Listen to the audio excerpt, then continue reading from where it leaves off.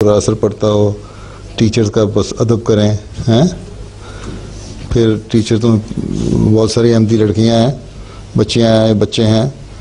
Teacher कहते हैं कि ये अहमदी बच्चे जो है ना, इनका कैरेक्टर बड़ा अच्छा है, ये बहुत ज़्यादा अदब करते हैं, रिस्पेक्ट करते हैं हमने टीचर्स की हैं, स्कूल में लड़ते नहीं, पढ़ाई में बहुत अच्छे हैं।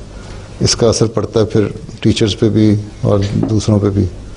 वो फिर कहते हैं तुम कौन हो, फिर तुम बताओ हम अहमदी हैं। फिर कहते हैं अहमदी कौन होते हैं, फिर बताओ कि अहमदी क्या कहते हैं। इस्लाम की में हज़रत मसीह मौऊद अलैहिस्सलाम ने आना था दुनिया की इस्लाह के लिए, हज़रत सल्लल्लाहु अलैहि वसल्लम की पेशगोई के मुताबिक। इसलिए